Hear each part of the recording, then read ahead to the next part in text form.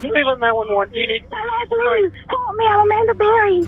you need police, fire, or ambulance? I need police. I've been kidnapped and I've been missing for 10 years. Okay, and what's your address? 2207 Seymour Avenue. Okay, talk to the police when they get there. Okay.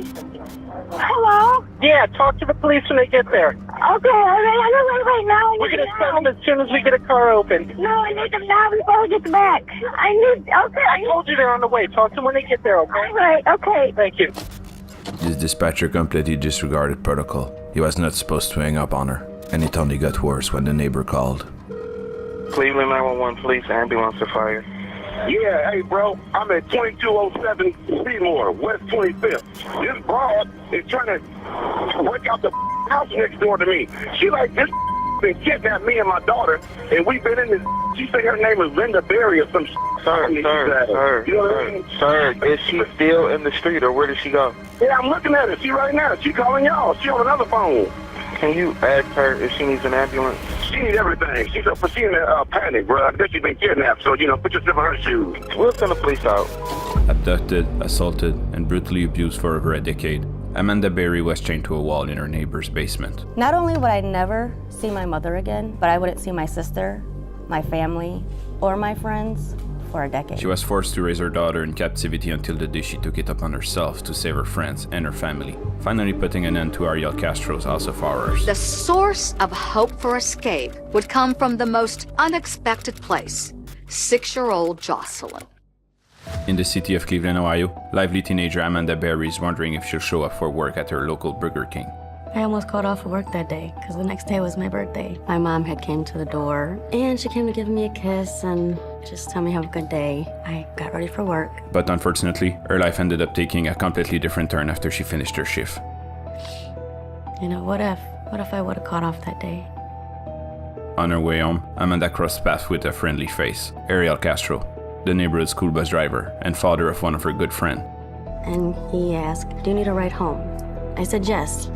It's a friend's dad. And he's like, well, she's at my house. Would you like to go see her? I said, yeah, sure. I haven't seen her in a while. Without any suspicion, Amanda agreed, as it's been a while since she had seen Ariel's daughter. She got into his car and followed him into his home once they arrived. So he started showing me around the house, and I never got back out. Inside, they headed towards the basement, and she noticed that an unknown woman was watching TV in one of the rooms, but didn't think much of it. Ariel went on to say that she was only renting the room and living there as a roommate. Further down the basement, Ariel claimed that his daughter was taking a bath.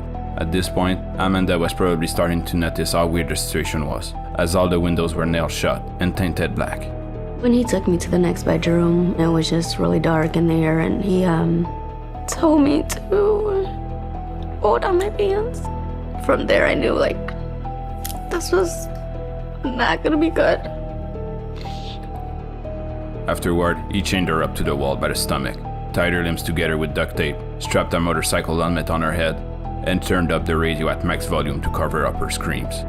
And at the same moment, she noticed that Michelle Knight, the girl she saw in the other room, was also chained to the wall. He just left me there. He shut the lights off, and I just started screaming and crying, and somebody, please help me. The police were dumbfounded. To them, she truly disappeared without a trace. Amanda Berry, when she first went missing, her mother, Luanda Miller, was on the TV pleading for her return. My daughter should not be kept off the news like that, but it's just so frustrating. Soon after that, Castro called her mother with her phone. What did you say to him? I said, please let me talk to her. Let me hear her voice. Just let me know she's there. Let me know she's okay.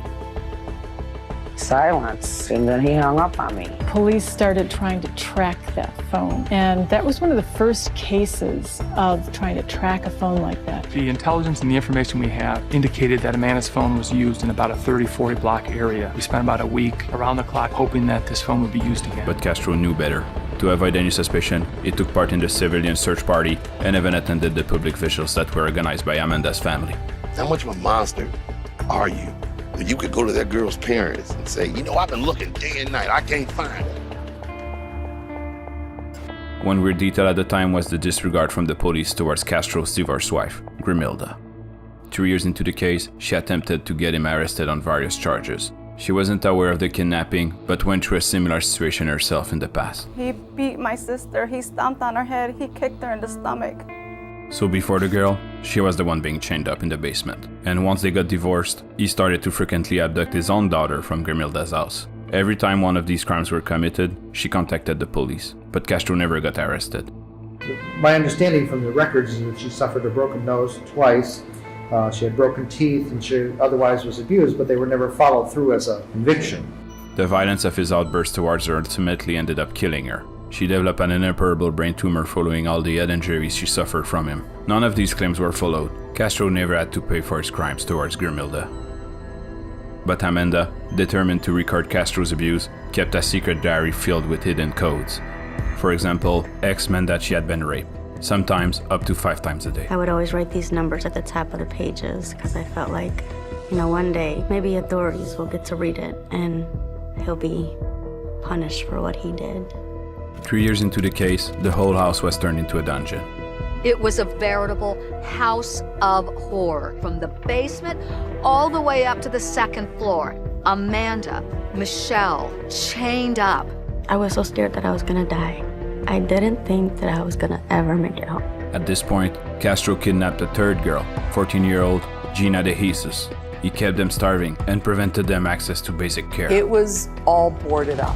The doors were nailed to the front windows. The bolts holding the doors against the windows were sheared off, and this may look like a normal window from the outside, but every glass panel was actually replaced with high-grade plexiglass. And since Castro extended the dungeon to the whole house, each of the girls now had their own room with a TV. The news comes out like 5:30 now, so day after day, I watched a lot of TV. And after the kidnapping of Gina, the police finally made the connection between the cases.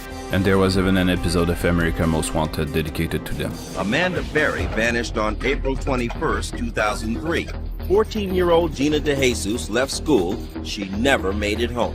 In this episode, Luana was heavily featured, and this gave Amanda's hope.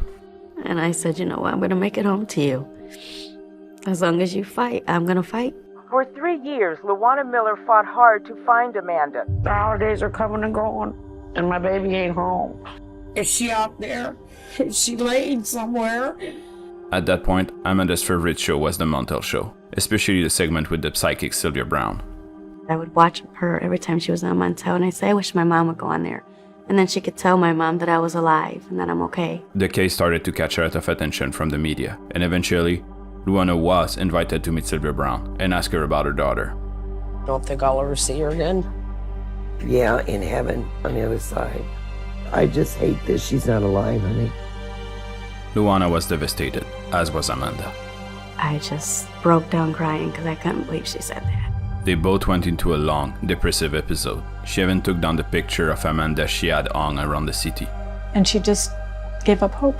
And the huge tragedy is that she would die before Amanda. One of the last things she did before she died was to try one last time to get the search for her daughter moving. Apparently, she just couldn't believe she was gone. I think that was the hardest part. She was always fighting, and she was never going to give up on me. And for her to get sick, and I couldn't be there with her. I couldn't help her when she was sick. And I think everyone knew that really she died of heartbreak. In what could only be described as a twist of fate, Amanda became pregnant around the same time her mother passed away. Similarly to the J.C. Dugard case we already covered, Amanda saw her coming child as a gift from her mother. And for the first time in years, she felt hopeful. Castro used her and the others as sex slaves. As a result, Amanda became pregnant and gave birth to her daughter Jocelyn, the bright light that made the darkness bearable and gave her a reason to live. Amanda named her Jocelyn, and Castro sent her down the basement with the girls. This is his kid. How do I feel about that? And she resembled him a lot. And I would look at her, and I just felt like, she's mine. She's mine. Even if the circumstances were dire, Amanda did the best she could to properly raise her. I really didn't have the control to do what I wanted or to teach her what I wanted, and I kind of had to go through everything with him. As her daughter grew up, Amanda eventually started to rearrange the room for it to look more like a classroom. She would ask her to use her imagination to visualize the street, the car, and the stop signs. we would pretend walk to school. I try to make it as real as possible for her, you know. So we would lock the door and we would walk to school, cross streets, and I would tell her, you know, stop at green lights and look both ways when it's a red light. And we would finally get to school and I would sit her down and tell her, okay, I love you, have a good day. And then I would become her teacher. This is Ariel's adult daughter reaction after she saw a picture of Jocelyn. And he showed me a picture that was in his cell phone. And I said, she's cute, who is that? And he said, this is my girlfriend's child. And I said, Dad, that girl looks like Emily. Emily's my younger sister. Maybe she thought it was suspicious, but couldn't have known to which extent her father went to get his hand on this child. And this is where Castro's own sensibilities came into play. Because as much of a monster as he was, he loved his daughter and didn't want her to live her whole life in captivity. Ultimately, he never did anything. He never laid a hand on Jocelyn. So he started to take her outside. First in the courtyard, then in parks. One day she even got to see the sunlight on her face through a crack in the window. It was the most beautiful thing. I just felt like that's where she should always be. Around the same time, Jocelyn started to be more and more dubious about the chains and shackles her mother was forced to wear. So he started to call them bracelets, and she was about 2, almost 3 years old, and he finally took the chains off of me.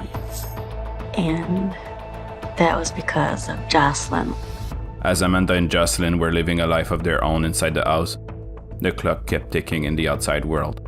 So after 10 years and the loss of Luana, the only person still looking for Amanda seems to be her sister Beth. I'm hoping she's out there somewhere. I mean, I don't care. Just come home. They are still waiting and still hoping. FBI agents and police are searching for the remains of a missing teen, Amanda Berry. 7 years ago tonight. It was 8 years ago tonight. It's been 9 years. That Amanda Berry Gina DeJesus disappeared. Today marks 10 years since Cleveland teenager Amanda Berry disappeared. She was 16 years old. Those who knew Amanda Berry gathered to remember. Gina's family has been gathering right here at this corner. After a while, we thought these girls would never be found. They're dead. They're gone. After 11 years in captivity, everything changed on the morning of May 6, 2013. It's a warm spring day, and the source of hope for escape would come from the most unexpected place. 6-year-old Jocelyn. Her daughter said something to her that changed both of their lives. And she's like, Mom, Daddy's car is gone. My heart immediately started pounding. Should I chance it? If I'm gonna do it, I need to do it now. This was her only chance, probably the only chance she would ever get, since it was the first time they forgot to lock her door. Never before in 10 years has that happened. I'm like, okay, now I just gotta fly out this front screen door and I'm free. And that didn't happen. As with everything else in the house, the screen door was locked from the outside. But by pushing as hard as she can, Amanda was able to create a small opening. So I'm just like waving my arm and I'm like, somebody please, please help me. I'm Amanda Berry. She started banging and pushing against it like her life depended on it. And Charles Ramsey, Castro's neighbor, happened to be outside on his porch. Boom, boom, boom, boom, boom. He ran to the door to see if he could help. She said, get me out of this house. He kind of like started like trying to pull on the door, but he couldn't get it open either. And so he like kind of kicks it.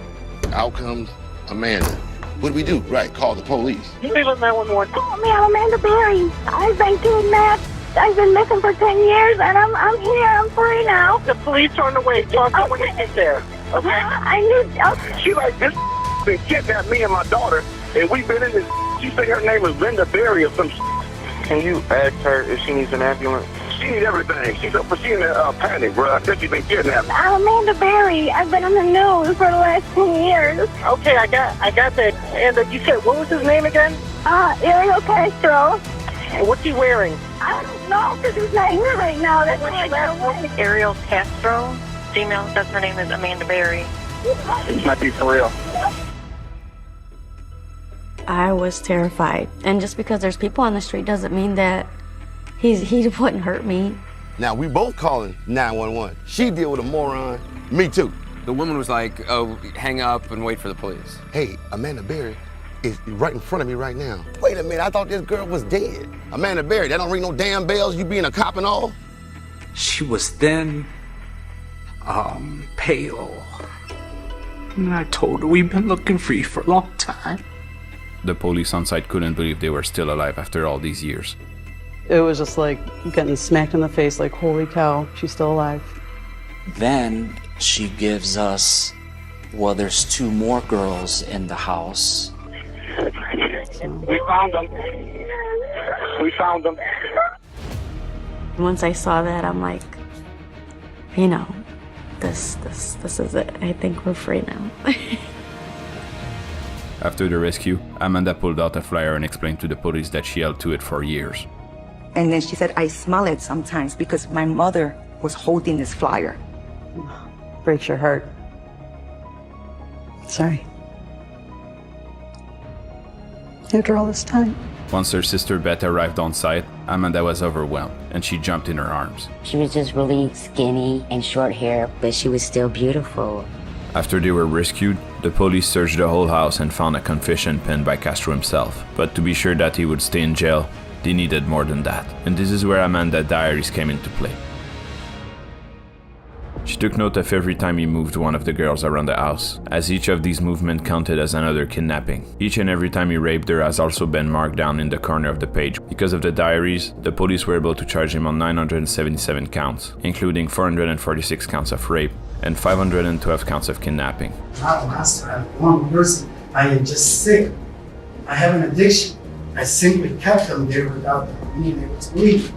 You know, I couldn't believe that he would say that. I mean, do you think I would be there for 10 years if I had a chance to go home? No, that's why you had chains on me. For 10 miserable years, they survived. But Ariel Castro lasted just 1 month and 1 day in prison before apparently taking his own life. In his journal, he cited the consistent harassment and abuse he was suffering by other inmates as the main reason behind his decision. Even if 11 years of her life were stolen from her, Amanda found joy in the only good thing that came out of it, her daughter Jocelyn. I just never want her to feel that she's not here for a special reason. She's here because she's special, and I just want her to know that. Today, Amanda is saving lives by carrying on Luana's legacy. I push every day more and more and continue my mom's work. She fought so hard for me while I was gone. I'm working with a local news station for missing children, adults in our area. I'm Amanda Berry, and I've made it my personal mission to help police find missing people. I want to do something that means something to me. I'm just a regular person, and I want to make the world a better place.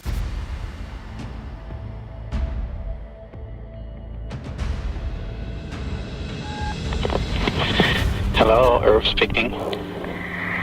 Hello, Dad? Yes, Bethy. Are you okay? The phone call you're about to hear is 8-year-old Beth Stauffer, who was kidnapped with her mother Mary. On June 15th, 1980, at 10:14 p.m., the kidnapper allowed Beth to call her dad on Father's Day. The FBI recorded